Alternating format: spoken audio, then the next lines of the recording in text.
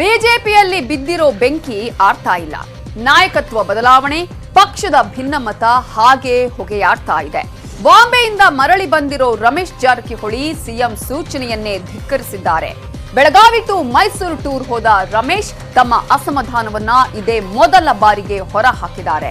Bombay team ಕೂಡ ರಮೇಶ್ ಪರ ಬ್ಯಾಟಿಂಗ್ಗೆ ನಿಂತಿದೆ. ಕೆಲವೊಂದು ಜನ ಮಾಡಿದ ಬಗ್ಗೆ ಈಗ ಹೇಳೋದು ಬೇಡ. ಇವತ್ತು ರಾಜ ಕೊಡೋದು ನಿಜ. ಇವತ್ತು ಇನ್ನೊಂದು 7 ದಿವಸ ಬಿಟ್ಟು ನಾ ಎಲ್ಲ ಹೇಳ್ತೇನೆ. ದುಡುಕಿನ ನಿರ್ಧಾರ ತಗೋಬೇಡ, ದುಡುಕಿ ಯಾವುದೇ ಹೇಳಿಕೆ ನೀಡಬೇಡ. ಹೀಗಂತ ಮುಂಬೈನಿಂದ ಮರಳಿ ಗೋಕಾಕ್ಗೆ ಬಂದಿದ್ದ ರಮೇಶ್ ಜಾರಕಿಹೊಳಿಗೆ ಸಿಎಂ ಬಿಎಸ್ವೈ ಸಂದೇಶ ರವಾನಿಸಿದ್ದರು. ಏನೇ ಸಮಸ್ಯೆ ಇದ್ರೂ ಕುಳಿತು ಮಾತನಾಡೋಣ, ಕಾವೇರಿ ನಿವಾಸಕ್ಕೆ ಬಾ ಅಂತ ಸೂಚನೆ ಕೊಟ್ಟಿದ್ದರು. ಆದರೆ ಸಿಎಂ ಸೂಚನೆ ಪಾಲಿಸದ ರಮೇಶ್ ಜಾರಕಿಹೊಳಿ ಬೆಂಗಳೂರಿಗೆ ಬರಲೇ ಇಲ್ಲ. ಗೋಕಾಕ್ನಿಂದ ಬೆಳಗಾವಿ, ಅಲ್ಲಿಂದ ವಿಮಾನದಲ್ಲಿ ಮೈಸೂರಿಗೆ ತೆರಳಿ ಸುತ್ತೂರು ಮಠಕ್ಕೆ ಭೇಟಿ ನೀಡಿದ್ರು.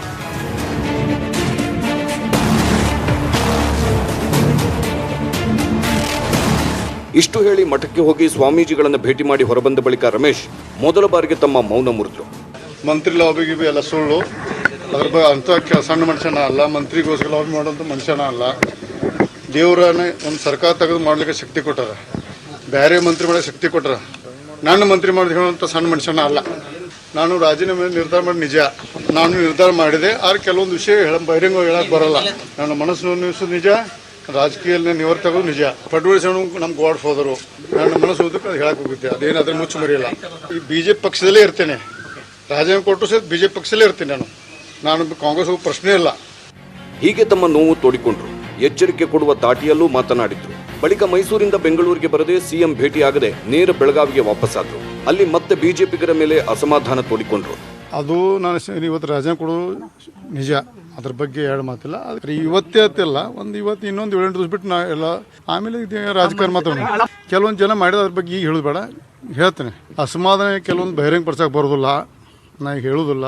ಕೆಲವೊಂದು ತಾಂತ್ರಿಕ ಸಮಸ್ಯೆ ಇದಾವೆ, ಕಾನೂನು ತೊಡಕದಾವ. ಅದಕ್ಕೆ ರಮೇಶ್ ಜಾರಕಿಹೊಳಿಯ ಸುತ್ತೂರು ಭೇಟಿಯ ಬೆನ್ನಲ್ಲೇ ಬಾಂಬೆ ಟೀಮ್ನ ಬಿಜೆಪಿಯ ಮಿತ್ರ ಮಂಡಳಿ ಸಚಿವರು, ಶಾಸಕರು ರಮೇಶ್ ಪರ ಬ್ಯಾಟ್ ಬೀಸಿದ್ದಾರೆ.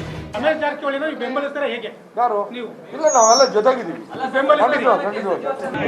17 ಜನ ಶಾಸಕರಲ್ಲಿ ಅಷ್ಟೇ ಗಟ್ಟಿ ಹಳೆ ಸ್ನೇಹ, ಅದು ಗಟ್ಟಿ ಗೆಳೆತನ ಉಳಿದಿದೆಯಾ ಅಂತ ಎಲ್ಲ ಒಗ್ಗಟ್ಟಾಗಿದೆ. ಮತ್ತೆ ರಮೇಶ್ ಜಾರಕಿಹೊಳಿ ತಣ್ಣಗೆ ತನ್ನ ಅಸಮಾಧಾನ ತೋಡಿಕೊಂಡ ಬೆನ್ನಲ್ಲೇ ರಾಜ್ಯ ನಾಯಕತ್ವ ಬದಲಾವಣೆ ವಿಚಾರ ಮತ್ತೆ ಎದ್ದು ಕುಳಿತಿದೆ.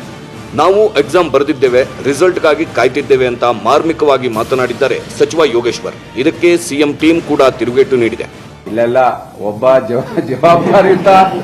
ಜವಾಬ್ದಾರಿಯುತ ಸಚಿವನಾಗಿ ನನ್ನ ಇಲಾಖೆ ಬಗ್ಗೆ ನಾನು ನಿಮಗೆ ಮಂದಟ್ಟು ಮಾಡೋದು ನನ್ನ ಕರ್ತವ್ಯ ಮಾಡ್ತಾ ಇದ್ದೀನಿ.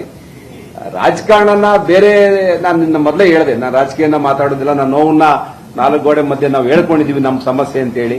ಹಾಗಾಗಿ ಅದನ್ನ ಈಗ ಎಕ್ಸಾಮ್ ಬರ್ದಿದೀವಿ, ರಿಸಲ್ಟ್ ಕಾಯೋಣ. ಯಾಕೆ ಇಷ್ಟು ಅರ್ಜೆಂಟು? ನಾವು ಯಾವ್ದು ಎಕ್ಸಾಮು ಬರ್ದಿಲ್ಲ, ನಮ್ಗೆ ಎಕ್ಸಾಮ್ಗೆ ನಾವು ಅಪ್ಲಿಕೇಶನ್ ಹಾಕಿಲ್ಲ. ಅಲ್ರಿ, ನಮ್ಗೆ ಯಾವ್ದು ಎಕ್ಸಾಮಿನೇಷನ್ ಇರೋದೇ ಗೊತ್ತಿಲ್ಲಲ್ಲ. ಈಗ ಹೆಂಗಿದೆ ಕೋವಿಡ್ ಟೈಮ್ನಲ್ಲಿ ಯಾವ್ದು ಎಕ್ಸಾಮಿನೇಷನ್ ಇಲ್ಲಲ್ಲ, ಹಿಂಗಾಗಿ. ಹೀಗೆ ಸಿಎಂ ಬದಲಾವಣೆ, ರಮೇಶ್ ರಾಜೀನಾಮೆ ವಿಚಾರ ಬಿಜೆಪಿಯಲ್ಲಿ ಸದ್ದು ಮಾಡುತ್ತಿದ್ರು. ಇದ್ಯಾವುದಕ್ಕೂ ಪ್ರತಿಕ್ರಿಯೆ ನೀಡಲು ಸಿಎಂ ನಿರಾಕರಿಸಿದ್ರು. ಇವತ್ತು ನೋಡ್ರಿ, ತುರ್ತು ಪರಿಸ್ಥಿತಿ ಸಂದರ್ಭದಲ್ಲಿ ಈ ವಿಷಯ ಬಿಟ್ಟು ಬೇರೆ ವಿಷಯ ಚರ್ಚೆ ಮಾಡಬೇಡಿ. ಬೇರೆ ವಿಷಯ ಸಂದರ್ಭದಲ್ಲಿ ಚರ್ಚೆ ಮಾಡೋಣ. ಇನ್ನೊಂದೆಡೆ ಬಿಜೆಪಿ ಸರ್ಕಾರದ ಸಚಿವರ ವಿರುದ್ಧ ಶಾಸಕರ ಅಸಮಾಧಾನ ಸ್ಫೋಟಗೊಂಡಿದೆ. ಸಚಿವರು ವಿಧಾನಸೌಧಕ್ಕೆ ಬರುತ್ತಿಲ್ಲ, ಶಾಸಕರ ಭೇಟಿಗೂ ಸಿಗುತ್ತಿಲ್ಲ ಎಂದು ಕಿಡಿಕಾರಿದ ಮೂಡಿಗೆರೆಯ ಬಿಜೆಪಿ ಶಾಸಕ ಎಂಪಿ ಕುಮಾರಸ್ವಾಮಿ ಅಸಮರ್ಥ ಸಚಿವರನ್ನ ಕೂಡಲೇ ಬದಲಾಯಿಸಿ ಅಂತ ಸಿಎಂಗೆ ಆಗ್ರಹ ಮಾಡಿದ್ರು. ಸಚಿವರಿಗೆ ಮುಖ್ಯಮಂತ್ರಿಗಳಿಂದ ಬಹಳ ಏನು ಕೆಲಸ ಇರಲ್ಲ. ಇವತ್ತು ಯಾರು ಅಲ್ಲಿಲ್ಲ, ಕೆಲವು ಜನ ಇರೋದಷ್ಟೇ. ಮಂತ್ರಿ ಆಗ್ಬೇಕಾದ್ರೆ ನಾನಾಗಬೇಕು ಅಂತಾರೆ. ಈಗ ಮಂತ್ರಿ ಆದಮೇಲೆ ವಿಧಾನಸೌಧಕ್ಕೆ ಬರೋದೇ ಕಡಿಮೆ. ಮಾನ್ಯ ಹೇಳಿದಾರಲ್ಲ, ಹೈಕಮಾಂಡ್ ಅಂತ ಬಂದು ಆ ವಿಷಯ ಪಾಲಿಸೋ ರೀತಿಯಲ್ಲಿ ರಾಜ್ಯಾಧ್ಯಕ್ಷರಿಗೆ ಹೇಳ್ತೀವಿ, ರಾಜ್ಯಾಧ್ಯಕ್ಷರು ಕಂಪ್ಲೇಂಟ್ ಕೊಡ್ತೀನಿ ಅಷ್ಟೇ. ಈ ನಡುವೆ ಇವತ್ತು ಬಿಜೆಪಿ ರಾಜ್ಯ ಕಚೇರಿಯಲ್ಲಿ ಬಿಜೆಪಿ ಪದಾಧಿಕಾರಿಗಳ ಸಭೆ ನಡೆಯಿತು. ಸಿಎಂ ಪುತ್ರ ರಾಜ್ಯ ಬಿಜೆಪಿ ಉಪಾಧ್ಯಕ್ಷ ವಿಜಯೇಂದ್ರ ಕೂಡ ಸಭೆಯಲ್ಲಿ ಭಾಗಿಯಾಗಿದ್ರು. ಎಷ್ಟೇ ಸಭೆ ನಡೆದ್ರು ಬಿಜೆಪಿಯೊಳಗಿನ ಬಿಕ್ಕಟ್ಟಿಗೆ ಮುಕ್ತಿ ಸಿಗ್ತಾನೇ ಇಲ್ಲ. Bureau report, news 18 Kannada. Congress ಮುಸುಕಿನ ಗುದ್ದಾಟ ಈಗ ಬಯಲಿಗೆ ಬಂತು. ಸಿದ್ದರಾಮಯ್ಯವರೇ ನೆಕ್ಸ್ಟ್ ಸಿಎಂ ಅಂದವರಿಗೆ ಡಿಕೆಶಿ ಇವತ್ತು ನೇರ ವಾರ್ನಿಂಗ್ ಕೊಟ್ಟಿದ್ದಾರೆ. ಅಷ್ಟೇ ಅಲ್ಲ, ಸಿದ್ದರಾಮಯ್ಯ ಅವರು ಕಾಂಗ್ರೆಸ್ಗೆ ವಲಸೆ ಬಂದಿರುವುದನ್ನ ಪರೋಕ್ಷವಾಗಿ ಕುಟುಕಿದ್ದಾರೆ. ಇನ್ನೊಂದೆಡೆ ಇಬ್ಬರ ನಡುವಿನ ಫೈಟ್ ಮಧ್ಯೆ ಮೂರನೇ ನಾಯಕ ಹೊಸ ದಾಳ ಉರುಳಿಸಿದ್ದಾರೆ. ಕಾಂಗ್ರೆಸ್ನ ಮನೆಯೊಂದರಲ್ಲಿ ಈಗ 3 ಬಾಗಿಲು.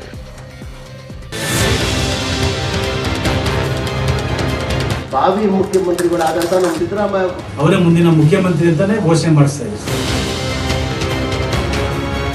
ಶಾಸಕಾಂಗ ಪಕ್ಷದ ನಾಯಕರು ಅದನ್ನ ನೋಡ್ಕೊಳ್ತಾರೆ.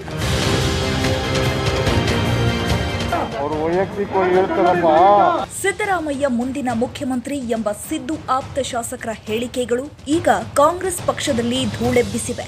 ಕಾಂಗ್ರೆಸ್ನಲ್ಲಿ ನಾನಾ ನೀನಾ ಫೈಟ್ ಜೋರಾಗಿದೆ.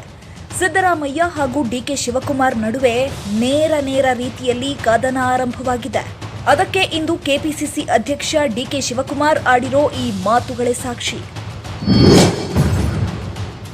ಬೇರೆ ಪಕ್ಷದಿಂದ ಬಂದು ಹಾಳು ಮಾಡಬೇಡಿ. ಪಕ್ಷ ಪೂಜೆ ಮಾಡಿ ವ್ಯಕ್ತಿ ಪೂಜೆ ಮಾಡಬೇಡಿ.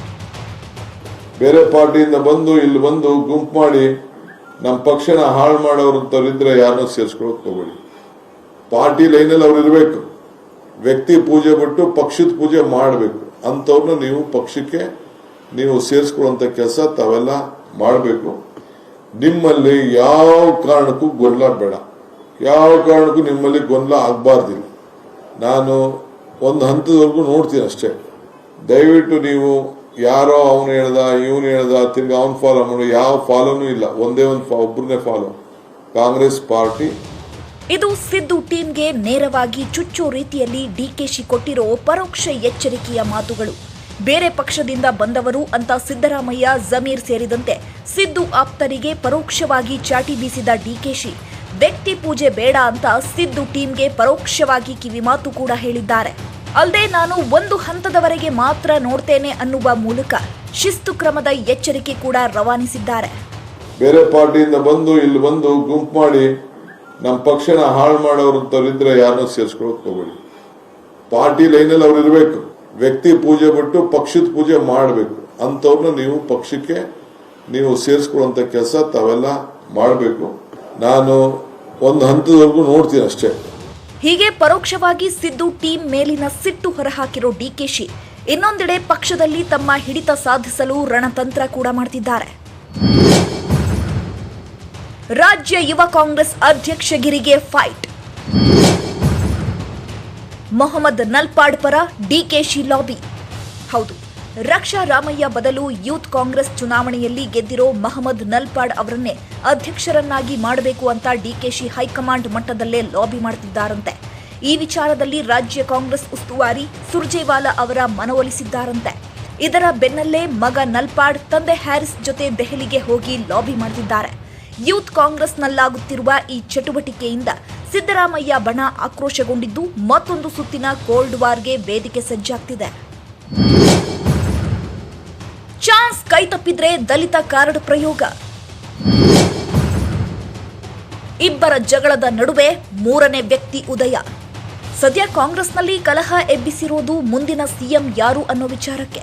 ಇಲ್ಲಿರೋದು ಎರಡೇ ಹೆಸರು, ಒಂದು ಸಿದ್ದರಾಮಯ್ಯ, ಮತ್ತೊಂದು ಡಿಕೆಶಿ. ಆದರೆ 2023ರಲ್ಲಿ ಕಾಂಗ್ರೆಸ್ಗೆ ಬಹುಮತ ಸಿಕ್ಕಿ ಆ ವೇಳೆ ತನಗೆ ಸಿಎಂ ಸೀಟ್ ಸಿಗದೆ ಹೋದ್ರೆ ದಲಿತ ಕಾರ್ಡ್ ಪ್ರಯೋಗಿಸಲು ಡಿಕೆಶಿ ಪ್ಲಾನ್ ಮಾಡಿದ್ದಾರೆ ಎನ್ನಲಾಗ್ತಿದೆ. ತನಗೆ ಚಾನ್ಸ್ ಸಿಗದಿದ್ರೆ ದಲಿತ ಕೋಟಾದಡಿ ಪರಮೇಶ್ವರ್ ಅವರನ್ನ ಬೆಂಬಲಿಸಲು ಡಿಕೆಶಿ ಈಗಿನಿಂದಲೇ ತಯಾರಿ ಮಾಡಿಬಿಟ್ಟಿದ್ದಾರಂತೆ. ಅದರ ಭಾಗವಾಗಿಯೇ ಪರಮೇಶ್ವರ್ ಮೈಸೂರು ಭೇಟಿ ಮಾಡಿದ್ದರು ಎನ್ನಲಾಗ್ತಿದೆ. ಪರಮೇಶ್ವರ್ ಅವರ ಸುತ್ತೂರು ಮಠದ ಭೇಟಿಯ ವೇಳೆ ಮುಂದಿನ ಸಿಎಂ ಪರಮೇಶ್ವರ್ ಅನ್ನೋ ಜೈಕಾರ ಕೂಡ ಕೇಳಿ ಬಂದಿತ್ತು. ಮುಖ್ಯಮಂತ್ರಿ ಪರಮೇಶ್ವರ್ ಸಾಹೇಬ್ರಿಗೆ, ಮುಂದಿನ ಮುಖ್ಯಮಂತ್ರಿ ಪರಮೇಶ್ವರ್ ಸಾಹೇಬ್ರಿಗೆ. ತವರಿನಲ್ಲೇ ಸಿದ್ದು ಹಣಿಯಲು ರಣತಂತ್ರ. ಜಮೀರ್ ಮುಂದೆ ತನ್ವೀರ್ ಸೇಠ್ ಅಸ್ತ್ರ. ಇಂತಹದ್ದೊಂದು ಅನುಮಾನ ಹುಟ್ಟುಹಾಕಿದ್ದು ಪರಮೇಶ್ವರ್ ಅವರ ಮೈಸೂರಿನ ಭೇಟಿ.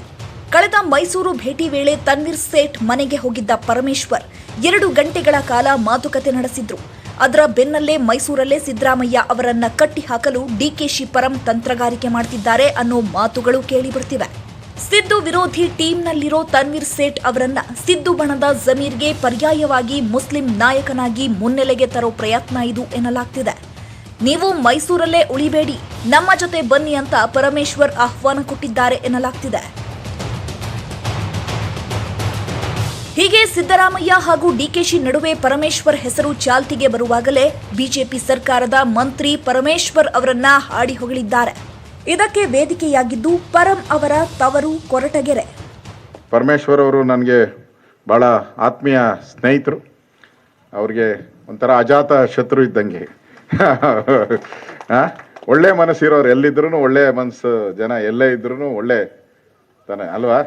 ಚಿನ್ನ ರಸ್ತೆಯಲ್ಲಿದ್ರು ಅದೇ, ಮನೆಯಲ್ಲಿದ್ರು ಅದೇ ವ್ಯಾಲ್ಯೂನೇ. ತಮಗೆ ಇನ್ನೂ ಹೆಚ್ಚಿನ ರೀತಿಯಲ್ಲಿ ಭಗವಂತ ಒಳ್ಳೇದು ಮಾಡಲಿ, ಶಕ್ತಿ ಕೊಡಲಿ ಮತ್ತು ಸರ್ಕಾರದಲ್ಲಿ ಇನ್ನೂ ಹೆಚ್ಚಿನ ಉನ್ನತ ಹುದ್ದೆಗೆ, ಯಾಕೆಂದ್ರೆ ಈಗ ಚೀಫ್ ಮಿನಿಸ್ಟರ್ದೇ ಒಂದು ದೊಡ್ಡ ಕತೆ ಆಗ್ಬಿಟ್ಟಿದೆ ಎಲ್ಲರದು. ಒಂದೆಡೆ ಸಿದ್ದು ಟೀಮ್, ಮತ್ತೊಂದೆಡೆ ಡಿಕೆಶಿ ಟೀಮ್ ಮಧ್ಯೆ ಪರಮೇಶ್ವರ್ ಅವರ ಸ್ಟ್ರಾಟಜಿ ಕೂಡ ಶುರುವಾಗಿದೆ. ಹೀಗೆ ಕಾಂಗ್ರೆಸ್ ಆಂತರಿಕ ಕಚ್ಚಾಟ ಹೆಚ್ಚಾಗುತ್ತಲೇ ಹೈಕಮಾಂಡ್ ಎಂಟ್ರಿ ಕೊಟ್ಟಿದೆ. ನಾಳೆ ಸಂಜೆ ಕೆಪಿಸಿಸಿ ಉಸ್ತುವಾರಿ ರಣದೀಪ್ ಸುರ್ಜೇವಾಲಾ ವರ್ಚುವಲ್ ಮೂಲಕ ಕಾಂಗ್ರೆಸ್ನ ಹಾಲಿ ಮಾಜಿ ಶಾಸಕರ ಸಭೆ ಕರೆದಿದ್ದಾರೆ. ಪಕ್ಷಕ್ಕೆ ಡ್ಯಾಮೇಜ್ ಮಾಡದಂತೆ ಎಚ್ಚರಿಕೆ ನೀಡಲು ಮುಂದಾಗಿದ್ದಾರೆ. Bureau report, news 18 Kannada. ರಾಜಧಾನಿಯನ್ನ ಬೆಚ್ಚಿ ಬೀಳಿಸಿದ್ದ ಮಾಜಿ ಕಾರ್ಪೊರೇಟರ್ ರೇಖಾ ಕದಿರೇಶ್ ಕೊಲೆಯ ಹಂತಕರು ಸಿಕ್ಕಿಬಿದ್ದಿದ್ದಾರೆ. ಮನಸೋ ಇಚ್ಛೆ ಕೊಲೆ ಮಾಡಿ ಎಸ್ಕೇಪ್ ಆಗಿದ್ದ ಆರೋಪಿಗಳು ಖಾಕಿ ಕೈಗೆ ತಗಲಾಕೊಂಡಿದ್ದಾರೆ. ಅತ್ತ ರೇಖಾ ಕದಿರೇಶ್ ಚಿತೆಗೆ ಅಗ್ನಿಸ್ಪರ್ಶವಾಗ್ತಾ ಇದ್ರೆ, ಇತ್ತ ಕೊಲೆಗಾರರ ಕಾಲಿಗೆ ಗುಂಡು ಬಿದ್ದಿತ್ತು. ಆ ಕೊಲೆಯ ಭಯಾನಕ ದೃಶ್ಯ ಬೆಚ್ಚಿ ಬೀಳಿಸುತ್ತೆ ನೋಡಿ.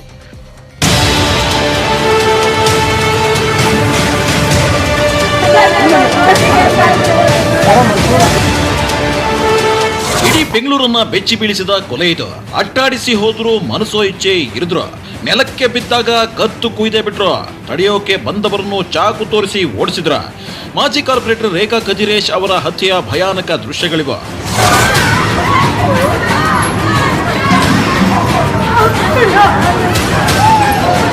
ಹಾಡಹಗಲೇ ರೇಖಾ ಕದಿರೇಶ್ನನ್ನ ದುಷ್ಕರ್ಮಿಗಳು ಕೊಚ್ಚಿ ಕೊಂದು ಹಾಕಿದ್ರು. ಕತ್ತಿಗೆ, ಹೊಟ್ಟೆಗೆ ಮಾರಕಾಸ್ತ್ರಗಳನ್ನ ಇರಿದು ಭಯಾನಕ ರೀತಿಯಲ್ಲಿ ಹತ್ಯೆ ಮಾಡಿದ್ರು. ಈ ಭಯಾನಕ ಕೊಲೆ ಕೇಸ್ನಲ್ಲಿ ಇಬ್ಬರು ಕೊಲೆಗಾರರು ಸಿಕ್ಕಿಬಿದ್ದಿದ್ರೆ ಆ ಭಯಾನಕ ಹತ್ಯೆಯ ವಿಡಿಯೋ ಹೊರಬಂದಿದೆ.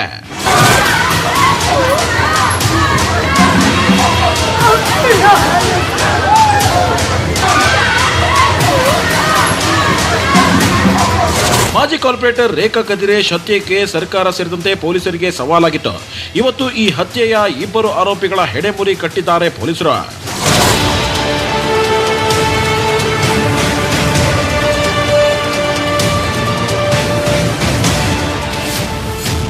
ಅಂತ್ಯ ಸಂಸ್ಕಾರಕ್ಕೂ ಮುನ್ನ ಹಂತಕರಿಗೆ ಗುಂಡೇಟು.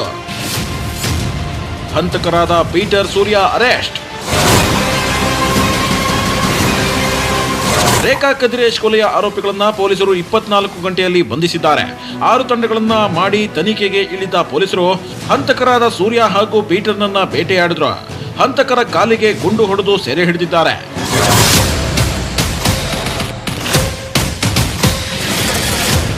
ಕೊಲೆ ಮಾಡಿ ಇಡೀ ರಾತ್ರಿ ಬೆಂಗಳೂರು ರೌಂಡ್ಸ್. ಎಣ್ಣೆ ಪಾರ್ಟಿ ಮಾಡುವಾಗ ಖಾಕಿ ಬುಲೆಟ್ ಸದ್ದು.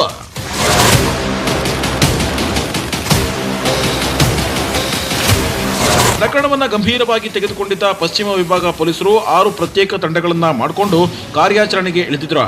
ಕೊಲೆ ಆರೋಪಿ ಪೀಟರ್ ಜೊತೆ ಸಂಪರ್ಕ ಇದ್ದ ವ್ಯಕ್ತಿಯನ್ನ ಎತ್ತಾಕೊಂಡು ಬಂದು ಇನ್ವೆಸ್ಟಿಗೇಷನ್ ಶುರು ಮಾಡಿದ್ರು. ಹಂತಕರು ಕ್ಷಣಕ್ಕೊಮ್ಮೆ ಸ್ಥಳ ಬದಲಾಯಿಸ್ತಾ ಇದ್ರು. ಬೇರೆ ಬೇರೆ ಏರಿಯಾಗಳಲ್ಲಿ ರಾತ್ರಿ ಇಡೀ ಸುತ್ತಿದ್ದ ಆರೋಪಿಗಳು ಬೆಳಗಾಗೋದ್ರೊಳಗೆ ಆಸ್ಟಿನ್ ಟೌನ್ ಸೇರಿದ್ರು. ಕೊನೆಗೆ ಅಲ್ಲೂ ಇರದೆ ಸುಂಕದಕಟ್ಟೆಯ ಬಜಾಜ್ ಗ್ರೌಂಡ್ ಬಳಿ ಹೋಗಿ ಎಣ್ಣೆ ಹೊಡೆಯಲು ಶುರು ಮಾಡಿದ್ರು. ಈ ಬಗ್ಗೆ ಖಚಿತ ಮಾಹಿತಿ ಪಡೆದ ಪೊಲೀಸರು ಆರೋಪಿಗಳಿಗೆ ಗೋಳಾ ತೊಡಿಸಲು ಮುನ್ನುಗ್ಗಿದ್ರು. ಆದ್ರೆ ಆರೋಪಿಗಳು ಪೊಲೀಸರ ಮೇಲೆ ಹಲ್ಲೆಗೆ ಮುಂದಾದ್ರು. ಈ ವೇಳೆ ಇನ್ಸ್ಪೆಕ್ಟರ್ ಶಿವಸ್ವಾಮಿ, ಚಿದಾನಂದ ಮೂರ್ತಿ ಆರೋಪಿಗಳ ಕಾಲಿಗೆ ಗುಂಡು ಹಾರಿಸಿ ಮಲಗಿಸಿದ್ರು. ಕಾಮಾಕ್ಷಿಪಳ್ಳಿ ಹತ್ರ ಬಜಾಜ್ ಗ್ರೌಂಡಲ್ಲಿ ಅಲ್ಲಿ ಅಡಗಿ ಕೂತಿದ್ದಾರೆ, ಅಲ್ಲಿ ಇದ್ದಾರಾ ಅಂತ ತಿಳಿದು ಬಂತು. ಆವಾಗ ಅಧಿಕಾರಿಯವರು ಹೋದಾಗ ಇವ್ರಿಗೆ ಅಲ್ಲಿ ಚೇಂಜ್ ಮಾಡುವಾಗ ಅವರು ಅಲ್ಲಿ ತಪ್ಪಿಸ್ಕೊಳ್ಳಿಕ್ಕೆ ಅಧಿಕಾರಿಯವರ ಮೇಲೆ ಹಲ್ಲೆ ಮಾಡಿದರು. ಆವಾಗ ಅಧಿಕಾರಿಯವರು ಅವ್ರ ಮೇಲೆ ಬಲ ಪ್ರಯೋಗ ಮಾಡೋ ಪರಿಸ್ಥಿತಿ ಬಂತು. ಪೀಟರ್ ಮತ್ತು ಸೂರ್ಯ ಇಬ್ಬರಿಗೆ ದಸ್ತಗಿರಿ ಮಾಡಿ ಆಸ್ಪತ್ರೆಗೆ ಅವ್ರಿಗೆ ಅಲ್ಲಿ ಅಡ್ಮಿಟ್ ಮಾಡಿದ್ದಾರೆ.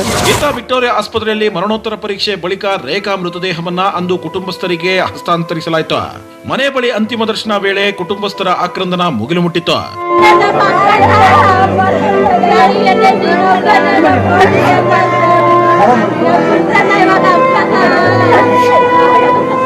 ಅಂತಿಮ ದರ್ಶನದ ಬಳಿಕ ಟಿಆರ್ಮಿ ಚಿತಾಗಾರದಲ್ಲಿ ಅಂತಿಮ ಸಂಸ್ಕಾರ ನೆರವೇರಿಸಿದ್ರು. ಅತ್ತ ಚಿತೆಗೆ ಬೆಂಕಿ ಬೀಳ್ತಿದ್ರೆ ಇತ್ತ ಆರೋಪಿಗಳ ಕಾಲಿಗೆ ಪೊಲೀಸರ ಗುಂಡು ಬಿದ್ದಿತ್ತು. Manjunath N, crime bureau, news 18 Kannada, Bengaluru. ಅಗ್ರ ರಾಷ್ಟ್ರೀಯ ವಾರ್ತೆಗೆ ಮತ್ತೆ ಸ್ವಾಗತ. ಸಾಂಸ್ಕೃತಿಕ ನಗರಿ ಮೈಸೂರು ಕಡೆಗೂ ಅನ್ಲಾಕ್ ಆಗಿದೆ. ಹಾಗೆ ಸೋಮವಾರದಿಂದ ಮೈಸೂರು ಜಿಲ್ಲೆ ಬಿಟ್ಟು ಇಡೀ ರಾಜ್ಯದಲ್ಲಿ ಮದುವೆಗಳಿಗೂ ಅವಕಾಶ ನೀಡಲಾಗಿದೆ. ಚೌಟ್ರಿ, ರೆಸಾರ್ಟ್, ಹೋಟೆಲ್ಗಳಲ್ಲೂ ಮದುವೆ ಮಾಡಬಹುದು. ಈ ಮಧ್ಯೆ ವೀಕೆಂಡ್ ಕರ್ಫ್ಯೂ ಜಾರಿಯಾಗಿದ್ರೂ ಕೆಎಸ್ಆರ್ಟಿಸಿ, ಬಿಎಂಟಿಸಿ ಬಸ್ಗಳ ಸಂಚಾರ ಇರಲಿದೆ.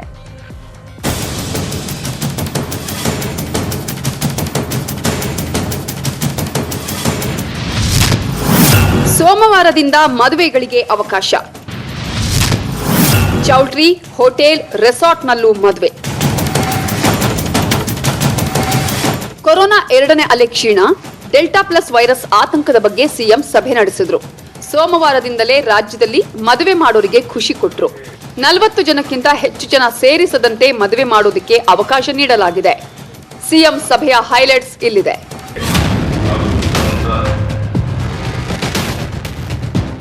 ಸೋಮವಾರದಿಂದ ಮದುವೆಗಳಿಗೆ ಅವಕಾಶ. 40 ಜನ ಮೀರದಂತೆ ಮದುವೆಗಳಿಗೆ ಅವಕಾಶ. ಕಲ್ಯಾಣ ಮಂಟಪ, ಪಾರ್ಟಿ ಹಾಲ್, ರೆಸಾರ್ಟ್ಗಳಲ್ಲೂ ಮದುವೆ. ವೈಯಕ್ತಿಕ ಪಾಸ್ಗಳೊಂದಿಗೆ ಮದುವೆ ಸಮಾರಂಭಗಳಿಗೆ ಅನುಮತಿ. ಮಹಾರಾಷ್ಟ್ರ, ಕೇರಳ ಗಡಿಯಲ್ಲಿ ತೀವ್ರ ತಪಾಸಣೆ. ರಾಜ್ಯಕ್ಕೆ ಪ್ರವೇಶಿಸುವವರಿಗೆ ಕೊರೋನಾ ಟೆಸ್ಟ್. ಎಚ್ಚರಿಕೆಯಿಂದ ಇರುವಂತೆ ರಾಜ್ಯದ ಜನರಿಗೆ ಮನವಿ. ಮಕ್ಕಳಿಗೆ ಪೌಷ್ಟಿಕ ಆಹಾರ, ವೈದ್ಯಕೀಯ ನಿಗಾ ವಹಿಸಲು ಸೂಚನೆ. ಕೊನೆಗೂ ಅನ್ಲಾಕ್ ಆದ ಮೈಸೂರು. ಮೈಸೂರು ಜಿಲ್ಲೆಯಲ್ಲಿ ಅನ್ಲಾಕ್ 2 ಜಾರಿ. ಕೈಗಾರಿಕೆಗಳಲ್ಲಿ 50% ಸಿಬ್ಬಂದಿಗೆ ಅವಕಾಶ. ಗಾರ್ಮೆಂಟ್ನಲ್ಲಿ 30% ಸಿಬ್ಬಂದಿಗೆ ಅವಕಾಶ. ಕಟ್ಟಡ ನಿರ್ಮಾಣ ಕೆಲಸಗಳಿಗೆ ಅವಕಾಶ. ಬೆಳಗ್ಗೆ 6ರಿಂದ ಮಧ್ಯಾಹ್ನ 2ರವರೆಗೆ ಅಂಗಡಿ ಓಪನ್. ಎಲ್ಲಾ ಅಂಗಡಿಗಳು ಓಪನ್ಗೆ ಅವಕಾಶ. ಕೆಎಸ್ಆರ್ಟಿಸಿ ಬಸ್ ಸಂಚಾರಕ್ಕೆ ಅವಕಾಶ. ನಮಗೆ ಈಗ ಅನ್ಲಾಕ್ 1 ಅಂದ್ರೆ ಕ್ಯಾಟಗರಿ 3 ಡಿಸ್ಟ್ರಿಕ್ಟ್ಗೆ ಅನ್ವಯವಾಗುವ ನೀತಿ ನಿಯಮಗಳಿಂದ ಕ್ಯಾಟಗರಿ 2 ಜಿಲ್ಲೆಗಳಿಗೆ ಅನ್ವಯವಾಗುವ ನೀತಿ ನಿಯಮಗಳಿಗೆ ಆ ಬ್ರಾಕೆಟ್ಗೆ ನಾವು ಈಗ ಬಂದಿದ್ದೀವಿ. ರಾಜ್ಯಾದ್ಯಂತ ವೀಕೆಂಡ್ ಕರ್ಫ್ಯೂ. ಕೆಎಸ್ಆರ್ಟಿಸಿ, ಬಿಎಂಟಿಸಿ ಇರುತ್ತೆ, ನಮ್ಮ ಮೆಟ್ರೋ ಇರಲ್ಲ. ಈ ಮಧ್ಯೆ ರಾಜ್ಯದಲ್ಲಿ ವೀಕೆಂಡ್ ಕರ್ಫ್ಯೂ ಜಾರಿಯಾಗಿದೆ. ನಾಳೆ ನಾಡಿದ್ದು ಟಫ್ ರೂಲ್ಸ್ ಇದೆ. ಆದ್ರೆ ಜನರ ಅನುಕೂಲಕ್ಕಾಗಿ ಕೆಎಸ್ಆರ್ಟಿಸಿ, ಬಿಎಂಟಿಸಿ ಬಸ್ಗಳ ಸಂಚಾರ ಇರುತ್ತೆ. ಆದ್ರೆ ಬೆಂಗಳೂರಲ್ಲಿ ಮಾತ್ರ ನಾಳೆ ನಾಡಿದ್ದು ನಮ್ಮ ಮೆಟ್ರೋ ಸೇವೆ ಇರೋದಿಲ್ಲ.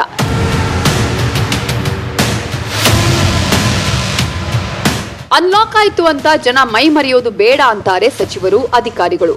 ರಾಜ್ಯದಲ್ಲಿ ಡೆಲ್ಟಾ ಪ್ಲಸ್ ಪ್ರಕರಣ ಹೆಚ್ಚಳ ಆಗ್ತಿರೋ ಹಿನ್ನೆಲೆಯಲ್ಲಿ ಜಾಗೃತೆ ಇರಲಿ ಅನ್ನೋದು ಮನವಿ. ನಮ್ಮಲ್ಲಿ ಕಾಣಿಸ್ಕೊಂಡಿರ್ತಕ್ಕಂತಹ ಸೋಂಕಿತರಿಗೆ ಯಾರಿಗೂ ಕೂಡ ಯಾವುದೇ ಗಂಭೀರವಾದಂತಹ ಪರಿಸ್ಥಿತಿ, ಸಮಸ್ಯೆಗಳು ಬಂದಿಲ್ಲ. ಮೈಸೂರಿನಲ್ಲಿರೋರ್ಗಂತೂ ಯಾವುದೇ ರೋಗದ ಲಕ್ಷಣ ಕೂಡ ಇರಲಿಲ್ಲ, ಗುಣಮುಖರಾಗಿದೆ. ಅದೇ ರೀತಿ ಬೆಂಗಳೂರಿನಲ್ಲಿದ್ದಂಥವ್ರಿಗೂ ಕೂಡ ನಾವು ಚಿಕಿತ್ಸೆಯನ್ನು ಕೊಡೋದ್ರ ಮೂಲಕ ಇದ್ರ ಬಗ್ಗೆ ವಿಶೇಷ ಆತಂಕವನ್ನು ವ್ಯಕ್ತಪಡಿಸೋದೇನು ಅವಶ್ಯಕತೆ ಇಲ್ಲ. ಆದರೆ ಎಚ್ಚರ ವಹಿಸೋದು, ಮುನ್ನೆಚ್ಚರಿಕೆ ಕ್ರಮಗಳು ತೆಗೆದುಕೊಳ್ಳೋದು ಬಹಳ ಮುಖ್ಯ. ಜನಸಾಮಾನ್ಯರಲ್ಲಿ ನಾನು ಎಷ್ಟೇ ಹೇಳ್ತೀನಿ, ನೀವು ಮಾಸ್ಕ್ ಡಿಸಿಪ್ಲಿನನ್ನು ಅನುಸರಿಸ್ಕೊಂಡು ಹೋಗಬೇಕು ಮತ್ತು ಆದಷ್ಟು ತಮ್ಮನ್ನು ಯಾವುದಾದ್ರೂ ಒಂದು ಜನಸಾಂದ್ರತೆ ಇರ್ತಕ್ಕಂಥ ಪ್ರದೇಶದಲ್ಲಿ ಅವಾಯ್ಡ್ ಮಾಡ್ಕೊಂಡು ಹೋಗ್ಬೇಕು. Bureau report, news 18 Kannada. ಭಾರತದಲ್ಲಿ ಒಟ್ಟು 52 ಡೆಲ್ಟಾ ಪ್ಲಸ್ ಸೋಂಕು ಪತ್ತೆಯಾಗಿದ್ದು ಅದರಲ್ಲಿ 1 ಸಾವು ಸಂಭವಿಸಿದೆ. ಮಹಾರಾಷ್ಟ್ರದ ರತ್ನಗಿರಿಯಲ್ಲಿ 80 ವರ್ಷದ ವೃದ್ಧೆ ಡೆಲ್ಟಾ ಪ್ಲಸ್ ಸೋಂಕಿನಿಂದ ಸಾವನ್ನಪ್ಪಿದ್ದಾರೆ. ಡೆಲ್ಟಾ ಕೇಸ್ ಹೆಚ್ಚಾಗ್ತಿದ್ದಂತೆ ಕೇಂದ್ರ ಸರ್ಕಾರ ರಾಜ್ಯಗಳನ್ನು ಎಚ್ಚರಿಸಿದೆ. ಕೊರೋನಾ 2ನೇ ಅಲೆ ಇನ್ನೂ ಅಂತ್ಯವಾಗಿಲ್ಲ, ಎಚ್ಚರಿಕೆ ಇರಲಿ ಅಂತ ಕೇಂದ್ರ ಆರೋಗ್ಯ ಇಲಾಖೆ ಹೇಳಿದೆ. ಅಲ್ಲದೆ ಡೆಲ್ಟಾ ರೂಪಾಂತರಿ ಪ್ರಕರಣಗಳಲ್ಲಿ 50% ಸೋಂಕಿತರು ದೇಶದ 8 ರಾಜ್ಯಗಳಲ್ಲಿದ್ದಾರೆ. ಮಹಾರಾಷ್ಟ್ರದಲ್ಲಿ 20 ಕೇಸ್ ಪತ್ತೆಯಾಗಿದೆ. ಹೀಗಾಗಿ ಮಹಾರಾಷ್ಟ್ರದಲ್ಲಿ ಅನ್ಲಾಕ್ ನಿಯಮಗಳನ್ನು ಇನ್ನಷ್ಟು ಕಠಿಣ ಮಾಡಲಾಗಿದೆ. ಪುಣೆ ಹಾಗೂ ಥಾಣೆಯಲ್ಲಿ ಸಂಜೆ 4 ಗಂಟೆಗೆ ಅಂಗಡಿ ಹಾಗೂ ಸಾರ್ವಜನಿಕ ಸ್ಥಳಗಳನ್ನು ಮುಚ್ಚುವಂತೆ ಸರ್ಕಾರ ಆದೇಶ ಮಾಡಿದೆ. ಇನ್ನು ತಮಿಳುನಾಡಿನಲ್ಲಿ ಜುಲೈ 5ರವರೆಗೆ ಲಾಕ್ಡೌನ್ ಮುಂದುವರಿಯಲಿದೆ. ಆದರೆ ಕೆಲವೊಂದು ಸಡಿಲಿಕೆ ಮಾಡಲಾಗಿದೆ. ಸ್ಟೋರ್ಸ್, ಮಾಲ್, ಧಾರ್ಮಿಕ ಸ್ಥಳಗಳನ್ನು ಓಪನ್ ಮಾಡಲು ಅವಕಾಶವನ್ನ ನೀಡಲಾಗಿದೆ. Welcome back. ರಸ್ತೆ ರಿಪೇರಿ ಕೆಲಸಕ್ಕೆ ಅನುದಾನ ಬಿಡುಗಡೆ ಮಾಡಲು ಕಮಿಷನ್ ಕೊಡಬೇಕು ಅನ್ನುವ ಕಾಂಗ್ರೆಸ್ ಶಾಸಕ ಗಣೇಶ್ ವಿರುದ್ಧ ಸಚಿವ ಈಶ್ವರಪ್ಪ ಆಕ್ರೋಶ ಹೊರಹಾಕಿದ್ದಾರೆ. ಶಾಸಕ ಗಣೇಶ್ ಅವರಿಗೆ ತಲೆ ಸರಿ ಇಲ್ಲ ಅಂದಿದ್ದಾರೆ. ಸಿಎಂ ಅವರು ಗ್ರಾಮೀಣ ಅಭಿವೃದ್ಧಿಗೆ ನೇರವಾಗಿ ಶಾಸಕರಿಗೆ 1200 ಕೋಟಿ ರೂಪಾಯಿ ಕೊಟ್ಟಿದ್ರು. ಈ ರೀತಿಯಾಗಿ ಕೊಡೋದಿಕ್ ಬರೋದಿಲ್ಲ ಅನ್ನೋದನ್ನ ಮುಖ್ಯಮಂತ್ರಿಗಳಿಗೆ ಪತ್ರದ ಮೂಲಕ ತಿಳಿಸಿದ್ದೇನೆ. ಹೀಗಾಗಿ ಕೊಟ್ಟಂತಹ ಆದೇಶವನ್ನ ಸಿಎಂ ವಾಪಸ್ ಪಡ್ಕೊಂಡಿದ್ದಾರೆ ಅಂತ ಈಶ್ವರಪ್ಪ ತಿಳಿಸಿದ್ರು. ಅಲ್ಲದೆ ಗಣೇಶ್ ನನಗೆ ಎಷ್ಟು ಕಮಿಷನ್ ಕೊಟ್ಟಿದ್ರೋ ಗೊತ್ತಿಲ್ಲ, ಅದನ್ನ ಬಹಿರಂಗ ಮಾಡ್ಲಿ ಅಂತ ಸವಾಲು ಹಾಕಿದ್ರು. ಆದಷ್ಟು ಬೇಗನೆ ಇವತ್ತೇನು ಎಸ್ಟಿಮೇಟ್ ಮಾಡಿ ಕಳಿಸಿವಲ್ಲ, ಆದೇಶ ಮಾಡಿ ಕಳಿಸ್ರಿ ಈ ಭಾಗಕ್ಕೆ, ಅಂದರೆ ಈ ರಾಜ್ಯಕ್ಕೆ ಒಂದು ನ್ಯಾಯ ಕೊಟ್ಟಾಗ ಆಗ್ತೈತಿ. ನನಗೆ ಯಾಕೆ ಸ್ಟಾಪ್ ಆಯ್ತು ಅಂತ ಗೊತ್ತಿಲ್ಲ. ನಾನು ಬೇರೆ ವ್ಯಕ್ತಿಗಳು ಕೇಳಿದ್ರೆ ಇಲ್ಲ ಅದೇನು ಕಮಿಷನ್ ಕೊಡಬೇಕು, ಆ ಕಮಿಷನ್ ಕೊಟ್ಟು ನೀವು ಆದೇಶ ಮಾಡಿಸಿಡ್ರಿ ಎಂಬ ಹೇಳಿಕೆಯನ್ನು ನನಗೆ ಕೇಳಿದೆ ಕಾಂಟ್ರಾಕ್ಟರ್ಗಳಿಗೆ. ಹಂಗಾಗಿ ದಯವಿಟ್ಟು ಈ ಥರ ಕೆಟ್ಟ ರಾಜಕೀಯ, ಈ ಸಂಸ್ಕೃತಿ ರಾಜ್ಯಕ್ಕೆ ಬರಬಾರ್ದು. ಇವತ್ತೇನು ಬರೀ ಕಂಪ್ನಿದು ಒಂದೇ ಅಲ್ಲ, ಇಡೀ ರಾಜ್ಯದ ಶಾಸಕರ ಬೇಡಿಕೆ. ಹಂಗಾಗಿ ದಯವಿಟ್ಟು BJP ಕಾಂಗ್ರೆಸ್ ಸಂಬಂಧ ಅಭಿವೃದ್ಧಿಗೆ ತರಬೇಡ್ರಿ. ದಯವಿಟ್ಟು ಅದನ್ನ ಆ ಅನುದಾನವನ್ನು ಬಿಡುಗಡೆ ಮಾಡಿ ಹೇಳಿದ್ದೀನಿ ಈಗಾಗಲೇ. ನಾನು ಆ ವ್ಯಕ್ತಿಗೆ, ಗಣೇಶನಂತ ಕಂಪ್ನಿ ವ್ಯಕ್ತಿಗೆ ಅನೇಕ ಕೆಲಸಗಳು ನಾನು ಮಾಡಿಕೊಟ್ಟಿದ್ದೇನೆ. ಅವಾಗ ಎಷ್ಟೆಷ್ಟು ಕಮಿಷನ್ ಕೊಟ್ಟಿದ್ರು ನನಗೆ ಗೊತ್ತಿಲ್ಲ, ಅದನ್ನು ಸ್ವಲ್ಪ ಬಹಿರಂಗ ಮಾಡಲಿ ಅವರು. ಮತ್ತು ಫೈನಾನ್ಸ್ ಮಿನಿಸ್ಟರ್ ಆಗಿದ್ದರು ಅವ್ರ ಲೀಡರ್ ಸಿದ್ದರಾಮಯ್ಯನವರು. ಹಂಗೆ ನೇರ ಬಿಡುಗಡೆ ಮಾಡಕ್ಕೆ ಬರುತ್ತಾ ಅಂತ ಕೇಳ್ಕೊಳ್ಳಿ. ಗೊತ್ತಿಲ್ಲದೇನೆ ಶಾಸಕರಾಗಿ ಇವತ್ತು ಮಾಡ್ತಾ ಇರೋದಕ್ಕೋಸ್ಕರ ಇಂಥ ಶಾಸಕರಿಗೆ ಜನ ಯಾವ ಸಂದರ್ಭ ಬುದ್ಧಿ ಕಲಿಸ್ಬೇಕು.